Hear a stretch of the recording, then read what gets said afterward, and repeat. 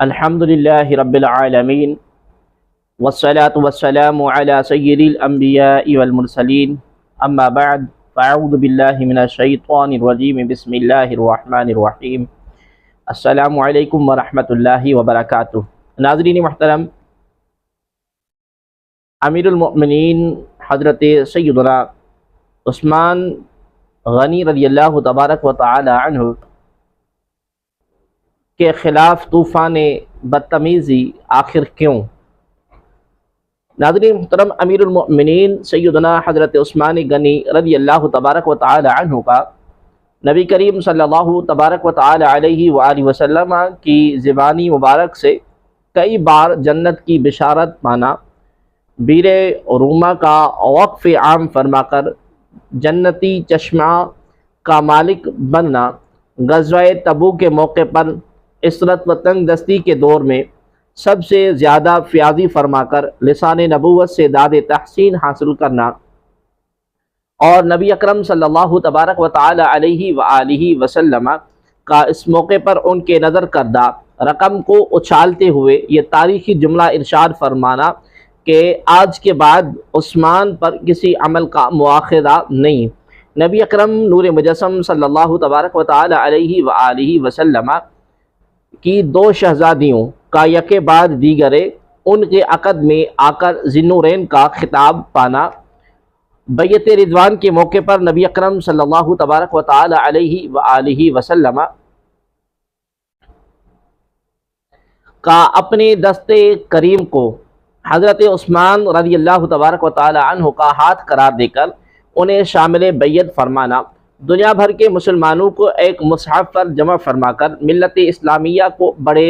افتراق و انتشار سے محفوظ فرمانا، وہ مناقب جلیلہ اور اوصاف حمیدہ ہیں جن کے لیے صرف حضرت امیر المؤمنین سیدنا عثمان غنی رضی اللہ تعالی عنہ کی ذات والا صفات کو چنا گیا۔ ان اعلیٰ صفات کے، ان اعلیٰ اوصاف کے تناظر میں کوئی مسلمان ان بیہودہ اور خود ساختہ الزامات کا حضرت سیدنا عثمان غنی رضی اللہ تبارک و تعالی عنہ کی ذات میں موجودگی کا تصور بھی نہیں کر سکتا،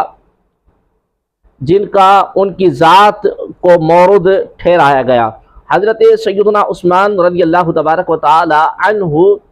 کی زندگی کا یہ پہلو بڑا دردناک ہے کہ جو بے بنیاد الزامات ان پر عائد کیے جاتے ہیں، ان میں بیشتر الزامات وہ ہیں کہ ان کی حیات طیبہ میں ان کے روبرو لگائے گئے اور ان کے تشفی بخش جوابات خود حضرت سیدنا عثمان غنی رضی اللہ تبارک و تعالی عنہ نے دیے۔ چاہیے تو یہ تھا کہ سلسلہ اعتراضات ختم ہو جاتا، مگر افسوس کہ یہ سلسلہ آپ کی شہادت کے بعد بھی دور صحابہ کرام رضوان اللہ علیہم اجمعین سے لے کر آج تک نسل ابن سبا یہودی کی طرف سے زور و شور سے جاری ہے۔ مشکوٰۃ شریف میں ہے کہ صحیح بخاری کے حوالے سے حضرت سیدنا عثمان رضی اللہ تبارک و تعالی عنہ کی بابت حضرت عبداللہ بن عمر رضی اللہ تعالی عنہ اور ایک صاحب کے درمیان مکالمہ مذکور ہے، جس کا خلاصہ کچھ اس طرح ہے کہ ایام حج میں ایک صاحب نے حضرت عبداللہ بن عمر سے حضرت عثمان غنی رضی اللہ تعالی عنہ کے بارے میں 3 سوال کیے۔ پہلا یہ تھا کہ کیا حضرت عثمان غنی رضی اللہ تعالی عنہ جنگ احد میں بھاگے نہیں تھے؟ آپ نے فرمایا کہ ہاں۔ دوسرا سوال یہ کہ کیا حضرت عثمان رضی اللہ تعالی عنہ جنگ بدر میں غیر حاضر نہیں تھے؟ آپ نے فرمایا ہاں۔ اس کا تیسرا سوال یہ تھا کہ کیا بیعت رضوان میں وہ غائب نہیں تھے؟ آپ نے فرمایا ہاں۔ پھر اس شخص نے یہ جان کر کہ میرے سوالات کا حضرت ابن عمر رضی اللہ تعالی عنہما نے اعتراف کیا، خوش ہو کر اللہ اکبر کا نعرہ لگایا۔ حضرت عبداللہ بن عمر رضی اللہ تعالی عنہما نے فرمایا ان تینوں سوالوں کا جواب بھی لیتا جا۔ پھر آپ نے اس کے سوالوں کا ترتیب وار جواب دیا۔ جہاں تک جنگ احد میں فرار کا تعلق ہے تو اللہ تبارک و تعالیٰ اپنے کلام میں ان کی معافی کا اعلان کر چکا ہے، یعنی اللہ تبارک و تعالیٰ نے معافی کا اعلان فرما دیا تو اعتراض کے ساتھ۔ دوسرے سوال کے جواب میں فرمایا کہ وہ جنگ بدر میں اس لیے حاضر نہیں ہو سکے تھے کہ نبی اکرم نور مجسم صلی اللہ تبارک و تعالی علیہ وآلہ وسلم کی صاحبزادی اور اپنی زوجہ محترمہ سیدہ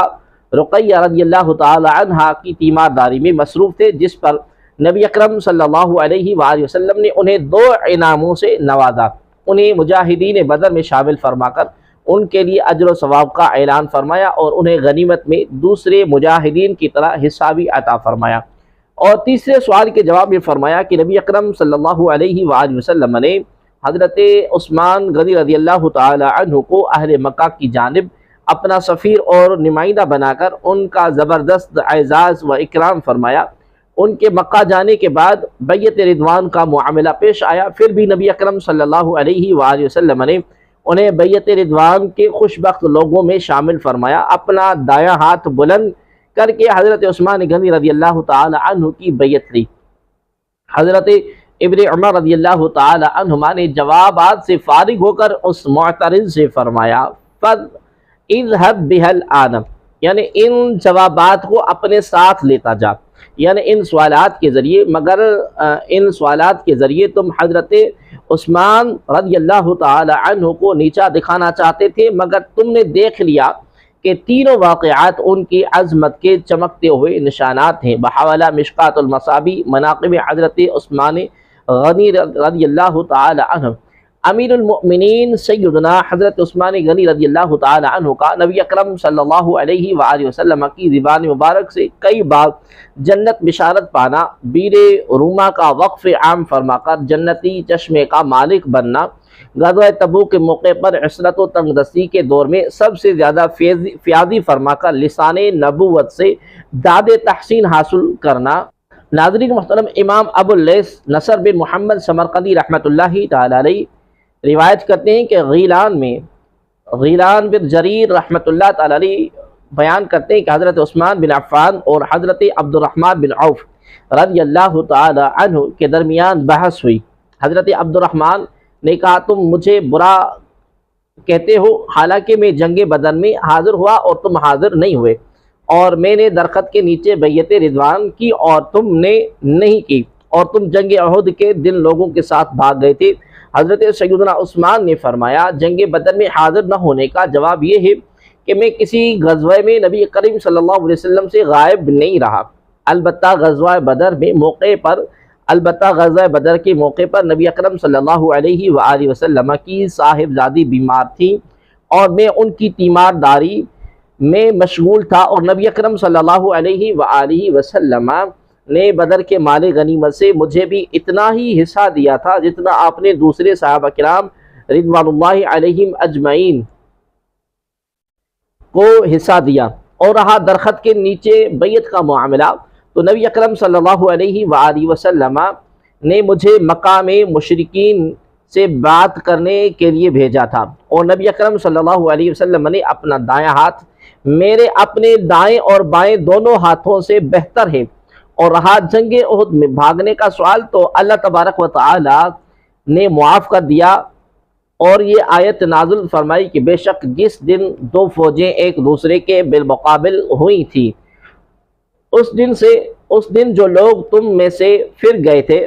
ان کے بعد کاموں کی وجہ سے شیطان ہی نے ان کو لغزش دی تھی، بے شک اللہ تبارک و تعالی نے ان کو معاف کر دیا۔ تفسیر سمرقندی جلد نمبر 1 صفحہ نمبر 310۔ امام محمد بن اسماعیل بخاری رحمۃ اللہ تعالی علیہ روایت کرتے ہیں کہ عثمان بن موہب رحمۃ اللہ تعالی علیہ بیان کرتے ہیں کہ ایک شخص حج بیت اللہ کرنے کے لیے آیا، اس نے کچھ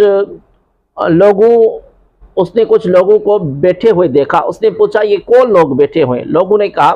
یہ قریش ہیں۔ پوچھا یہ بوڑھا آدمی کون ہے؟ لوگوں نے کہا کہ حضرت ابن عمر رضی اللہ تعالی عنہما ہیں۔ اس نے کہا میں آپ سے سوال کرتا ہوں، کیا آپ مجھے اس کا جواب دیں گے؟ میں آپ کو اس بیت اللہ کی حرمت کی قسم دے کر سوال کرتا ہوں، کیا آپ کو معلوم ہے کہ حضرت عثمان بن عفان جنگ احد کے دن بھاگ گئے تھے؟ حضرت ابن عمر رضی اللہ تعالی عنہما نے کہا ہاں۔ اس سے کہا کیا آپ کو معلوم ہے کہ وہ غزوہ بدر میں بھی حاضر نہیں ہوئے تھے؟ حضرت ابن عمر رضی اللہ تعالی عنہ نے کہا ہاں۔ اس نے نعرہ لگایا اللہ اکبر۔ حضرت عبداللہ بن عمر رضی اللہ تعالی عنہما نے کہا تم نے جن چیزوں کے متعلق سوال کیا تھا اب تم کو ان کی وجوہات بیان کرتا ہوں۔ رہا جنگ احد میں بھاگنے کا معاملہ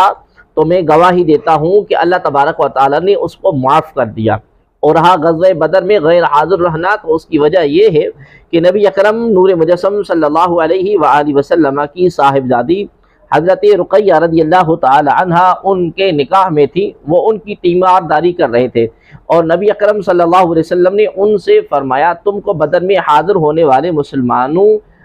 اجر اور مال غنیمت ملے گا۔ اور رہا بیعت رضوان سے غائب ہونے کا معاملہ تو یہ بیعت اس وقت ہوئی تھی جب حضرت عثمان رضی اللہ تعالی عنہ مکہ جا چکے تھے۔ نبی اکرم صلی اللہ علیہ وسلم نے اپنے دائیں ہاتھ کے متعلق فرمایا یہ عثمان کا ہاتھ ہے، پھر اس کو اپنے دوسرے ہاتھ پر مارا اور فرمایا یہ عثمان کی بیعت ہے۔ پھر حضرت ابن عمر رضی اللہ تعالی عنہ نے اس شخص سے فرمایا تم نے یہ جوابات سن لیے، اب جہاں جانا چاہو چلے جاؤ۔ بحوالہ صحیح بخاری جلد نمبر 2 صفحہ نمبر 582۔ حضرت عثمان غنی رضی اللہ تعالی عنہ کے خلاف اس طوفان بدتمیزی کا اصل سبب یہ ہے کہ حضرت عثمان غنی رضی اللہ تعالی عنہ کے دور خلافت میں اسلام کا بدخواہ ایک سازشی گروہ پیدا ہوا، جس کا قائد عبداللہ بن سبا یہودی تھا، جس نے بڑی بدتمیزی کے ساتھ کوفہ، بصرہ، مصر اور بعض دوسرے شہروں میں لوگوں کو اپنا ہم نوا بنایا اور سادہ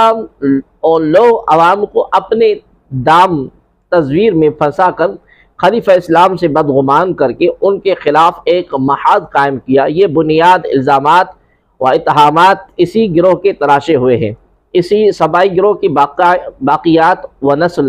آج بھی ان ساختہ الزامات کو بنیاد بنا کر حضرت عثمان رضی اللہ تعالی عنہ کو ہدف تنقید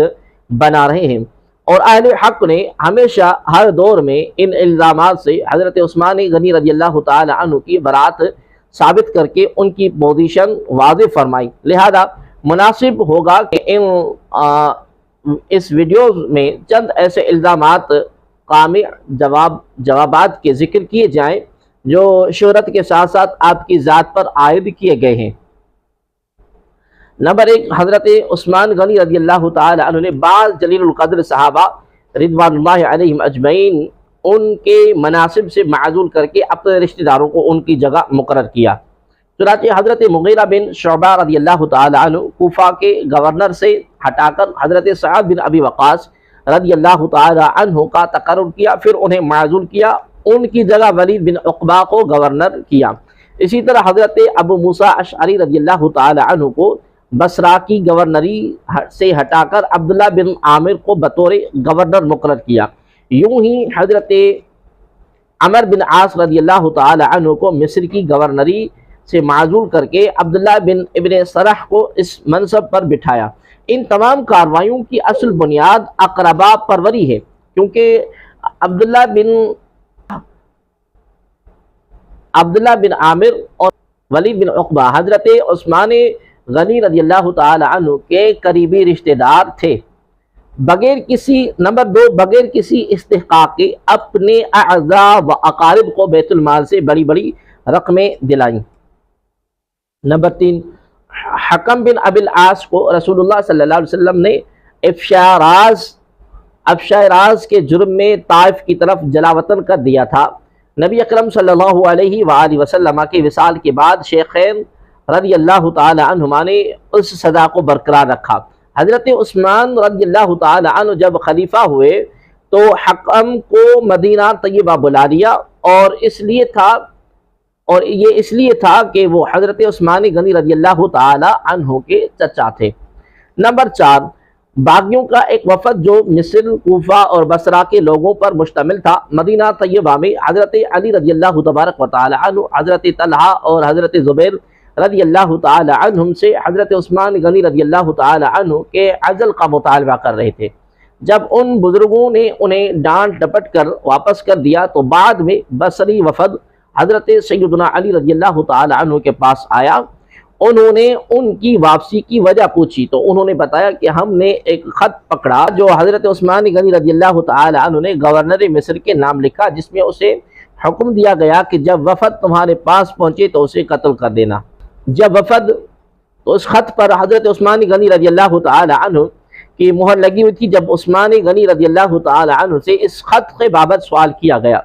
تو آپ نے لا علمی کا اظہار کیا، اس لیے لوگوں نے نتیجہ نکالا کہ پھر یہ خط مروان نے لکھا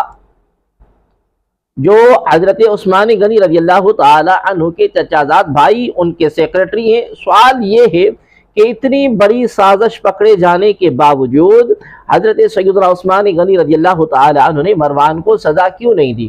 اور اس کے جرائم پر پردہ کیوں ڈالا؟ نمبر 5، نبی اکرم صلی اللہ علیہ وآلہ وسلم نے حجۃ الوداع میں منا عرفات میں نماز قصر ادا فرمائی اور شیخین کا عمل بھی اسی پر رہا، مگر حضرت عثمان رضی اللہ تعالی عنہ منا اور عرفات میں اتمام کرتے تھے جو نبی اکرم صلی اللہ علیہ وسلم اور طریقہ شیخین کے خلاف تھا۔ ان تمام سوالات کے اختصار کے ساتھ ہم یہاں پر جوابات پیش کرتے ہیں۔ پہلے، دوسرے اور پانچویں سوال اور بہت سے دیگر سوالات کے خود حضرت سیدنا عثمان غنی رضی اللہ تعالی عنہ نے جوابات دیے جو ہدیتاً یہاں ناظرین کی خدمت میں پیش کیے جاتے ہیں۔ چنانچہ تاریخ اسلام مؤلف اکبر شاہ نجیب آبادی میں ہے، ایک شخص نے اٹھ کر سوال کیا کہ آپ اپنے رشتہ داروں کو ناجائز طور پر مال دیتے ہیں، مثلا عبداللہ بن سعد کو آپ نے تمام مال غنیمت بخش دیا۔ عثمان غنی رضی اللہ تعالی عنہ نے جواب دیا کہ میں اس کو مال غنیمت کے خمس میں صرف 5واں حصہ دیا ہے۔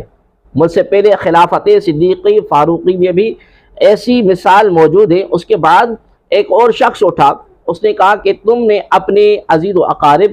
کو عمارتیں اور حکومتیں دے رکھی ہیں، مثلا معاویہ بن سفیان جن کو تمام ملک شام پر امیر بنا رکھا ہے، بصرہ کی عمارت سے ابو موسیٰ اشعری کو معزول کر کے ان کی جگہ عبداللہ بن عامر کو امیر بنایا، کوفے کی عمارت سے مغیرہ بن شعبہ کو جدا کر کے ولید بن عقبہ کو، اس کے بعد سعید بن عاص کو امیر بنایا۔ یہ سن کر حضرت عثمان غنی رضی اللہ تعالی عنہ نے فرمایا جن لوگوں کو میں نے عمارتیں دے کر رکھی ہیں وہ سارے میرے اقارب نہیں اور وہ اپنے عہدوں کے کام کو بحسن خوبی انجام دینے کی قابلیت رکھتے ہیں۔ اگر آپ کی رائے کے مطابق عمارت کے قابل نہیں ہے اور مجھ پر ان کی بے جا رعایت کا الزام عائد ہوتا ہے تو میں ان لوگوں کی جگہ دوسروں کو مقرر کرنے کے لیے تیار ہوں۔ چنانچہ میں نے سعید بن عاص کو ان کی عمارات سے الگ کر کے ابو موسیٰ اشعری کو کوفے کا گورنر بنایا ہے۔ اس کے بعد ایک شخص نے کہا تم بلا استحقاق اور ناقابل رشتہ داروں کو عمارتیں دی ہیں جو ان عماراتوں کے اہل نہ تھے، مثلا عبداللہ بن عامر ایک نوجوان شخص ہیں، ان کو والی نہیں بنانا چاہیے تھا۔ حضرت سیدنا عثمان غنی رضی اللہ تعالی عنہ نے جواب دیا کہ عبداللہ بن عامر عقل، فراست، دینداری اور قابلیت میں خاص طور پر ممتاز ہے، محض نوجوان ہونا کوئی عیب کی بات نہیں ہے۔ نبی اکرم صلی اللہ علیہ وسلم نے اسامہ بن زید کو صرف 17 سال کی عمر میں کیوں امیر بنایا تھا؟ اس کے بعد ایک شخص اٹھا اور اس نے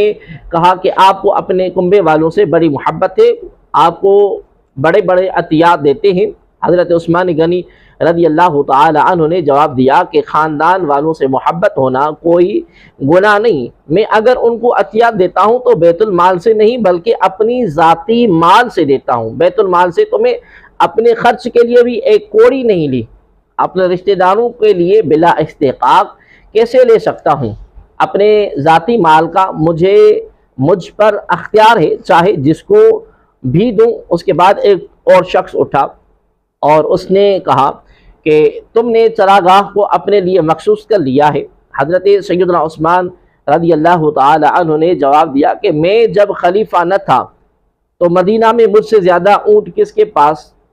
نہ ہی بکریاں، لیکن آج کل میرے پاس صرف 2 اونٹ ہیں جو صرف حج کی سواری کے لیے ہیں، میں ان کو چرائی پر بھی نہیں بھیجتا، البتہ بیت المال کے اونٹوں کی چراگاہ مخصوص ضرور ہے اور میرے زمانے میں نہیں بلکہ پہلے سے مخصوص چلی آ رہی ہے، اس کا مجھ پر الزام نہیں لگایا جا سکتا۔ پھر ایک شخص نے کہا کہ تم بتاؤ کہ تم نے منا میں پوری نماز کیوں پڑھی حالانکہ قصر کرنی چاہیے تھی؟ حضرت عثمان غنی رضی اللہ تعالی عنہ نے جواب دیا کہ میرے اہل و عیال مقام مقیم تھے، لہذا میرے لیے نماز قصر نہ کرنا جائز تھا۔ بحوالہ تاریخ اسلام جلد نمبر اول صفحہ نمبر 341۔ چوتھے سوال کا جواب یہ ہے کہ خط نہ حضرت سیدنا عثمان رضی اللہ تعالی عنہ نے لکھا اور نہ اس کا حکم دیا، اور نہ یہ آپ کی مہر تھی، اور نہ ہی اس میں مروان ملوث تھا، بلکہ یہ عبداللہ بن سبا یہودی کی جماعت کی سازش تھی جنہوں نے حضرت عثمان غنی رضی اللہ تعالی عنہ کو شہید کیا۔ اس جماعت نے صرف حضرت عثمان غنی رضی اللہ تعالی عنہ کے نام سے جعلی خط نہیں لکھا، بلکہ حضرت سیدنا مولا کائنات مولا علی مشکل کشا شیر خدا رضی اللہ تبارک و تعالی عنہ، حضرت طلحہ، حضرت زبیر رضی اللہ تعالی عنہما کے نام سے مختلف شہروں کے عوام کو جعلی خطوط لکھے، جن میں ان سے کہا گیا کہ تم لوگ مدینہ طیبہ میں جمع ہو کر حضرت عثمان غنی رضی اللہ تعالی عنہ سے معزول ہونے کا مطالبہ کرو۔ چنانچہ حافظ ابن کثیر اس خط کے بارے میں حضرت عثمان رضی اللہ تعالی عنہ کے تاثرات ان الفاظ میں تحریر فرماتے ہیں، فواللہ لکتبت ولا املیت ولا دریت بشیء من ذلك والخاتم قد یزور علی خاتم، یعنی بخدا میں نے یہ خط نہ لکھوایا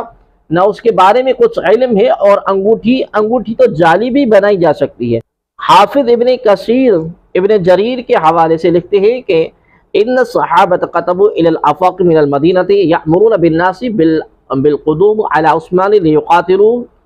وهذا كذب على الصحابہ وانما مزور عليهم كما كتبوا من جهة على علی وطلحہ وزبیر الى الخوارج كتبا مزورا عليهم انكروها وهكذا زور هذا الكتاب على عثمان بحوالہ البدایہ والنہایہ جلد نمبر 7 صفحہ نمبر 175۔ یعنی صحابہ کرام رضوان اللہ علیہم اجمعین نے مدینہ طیبہ سے باہر رہنے والوں کو خطوط لکھے جس میں انہیں مدینہ طیبہ میں آ کر حضرت عثمان سے لڑائی کرنے کو کہا گیا تھا، اور یہ صحابہ کرام رضی اللہ تعالی عنہ پر جھوٹا الزام ہے۔ ان بزرگوں کی طرف سے جھوٹے لکھے گئے، جیسے حضرت سیدنا علی، طلحہ، زبیر رضی اللہ تعالی عنہ کی طرف سے جھوٹے خطوط لکھے گئے جس کا انہوں نے انکار کیا۔ اسی طرح حضرت عثمان غنی رضی اللہ تبارک و تعالی عنہ کی طرف سے بھی یہ جھوٹا خط لکھا گیا۔ ناظرین محترم، حضرت سیدنا عثمان رضی اللہ تعالی عنہ پر اعداء دین کی طرف سے لگائے گئے الزامات کی ایک طویل فہرست ہے، جن میں سے چند ایسے مطائن جنہیں بہت زیادہ اچھالا جاتا ہے انتخاب کیا گیا اور پھر اختصار کے ساتھ ان کا جواب دیا گیا۔ حق کے متلاشی کے لیے یہ چند سطور کافی اور شافی ہیں، مگر اس کے ساتھ ساتھ اس حقیقت کو فراموش نہیں کرنا چاہیے کہ صحابہ کرام خصوصاً خلفائے راشدین رضوان اللہ علیہم اجمعین کی عدالت ایک مسلم امر ہے، اور اپنی زبانوں کو ان کے حق میں برائی سے روکنا عقائد اہل سنت میں شامل ہے۔ شرع عقائد میں ہے کہ وَيَقْفُ عَنْ ذِكْرِ الصَّحَابَةِ إِلَّا بِخَيْرٍ، یعنی ذکر صحابہ رضی اللہ تعالی عنہم سے زبان کو روکا جائے مگر بھلائی کے ساتھ۔ اور یہ حقیقت بھی ملحوظ رکھنی چاہیے کہ قرآن کریم ان کی عظمتوں کی گواہی دے رہا ہے اور احادیث کے فضائل و مناقب سے مالا مال ہیں۔ یہ آیتیں ہمارے پیش نظر رہنی چاہیے کہ ید اللہ فوق ایدیہم، ان کے ہاتھ پر اللہ کا ہاتھ ہے، رضی اللہ عنہم ورضوا عنہ، اللہ ان سے راضی، وہ اللہ سے راضی ہیں۔ کلا وعد اللہ الحسنى، سب صحابہ سے اللہ تبارک و تعالی نے بھلائی یعنی جنت کا وعدہ فرمایا ہے۔ اور یہ احادیث مبارکہ بھی ہمارے ذہن نشین رہنی چاہیے کہ لا یمس النار مسلمن رعنی، یعنی جس مسلمان نے میرا دیدار کیا اسے آگ نہیں چھوئے گی۔ اکرم اصحابی فإنہم خیارکم، میرے صحابہ کی عزت کرو کیونکہ وہ تم سب میں بہتر ہیں۔ لا تسبوا اصحابی، میرے صحابہ کو گالی نہ دو۔ اللہ اللہ فی اصحابی لا تتخذوہم غرضا، میرے صحابہ کے معاملے میں اللہ سے ڈرو، انہیں طعن کا نشان نہ بناؤ۔ من سب اصحابی فعلیہ لعنت اللہ، جو میرے صحابہ کو گالی دے اس پر اللہ کی لعنت ہے۔ اذا رأیتم الذین یسبون اصحابی فقولوا لعنت اللہ علی شرکم، اگر تم ایسے لوگوں کو دیکھو جو میرے صحابہ کو گالیاں دیتے ہیں تو کہو تمہارے شر پر اللہ کی لعنت ہو۔ خصوصاً حضرت سیدنا عثمان رضی اللہ تعالی عنہ کے حق میں دربار رسالت صلی اللہ علیہ وآلہ وسلم سے جاری ہونے والا پروان بشارت کبھی لوہے قلب سے محو نہ ہو۔ ما علی عثمان ما عمل بعد اليوم، آج کے بعد عثمان پر کسی عمل کا مواخذہ نہیں، اور یہ بات بھی ہر دم ملحوظ ہو کہ ان 10 خوش بختوں میں شامل ہیں جنہیں ان کی زندگی میں رسالت مآب صلی اللہ علیہ وسلم کی زبان مبارک سے نوید جنت ملی۔ ان نصوص کے مقابلے میں ان تاریخی کتب کی کیا حیثیت جو ضعیف درقنا موضوعات سے بھری پڑی ہیں۔ جب کتب احادیث موضوعات سے محفوظ نہ رہ سکیں تو کتب تاریخ کا کیا ٹھکانہ۔ لہذا راہ احتیاط قرآن و سنت کو اپنانے میں ہی تاریخی موضوعات و محملات کی عقیدے کی بنیاد نہیں بنایا جا سکتا، اور نہ ہی نصوص شرعیہ کے مقابلے میں تاریخی واقعات کو اہمیت دی جا سکتی ہے۔ اللہ تبارک و تعالی ملت اسلامیہ کے قلوب و اذہان میں صحابہ و اہل بیت رضوان اللہ علیہم اجمعین کی محبت بسائے، اور ان کی بارگاہ میں زبان درازی سے محفوظ فرمائے، آمین۔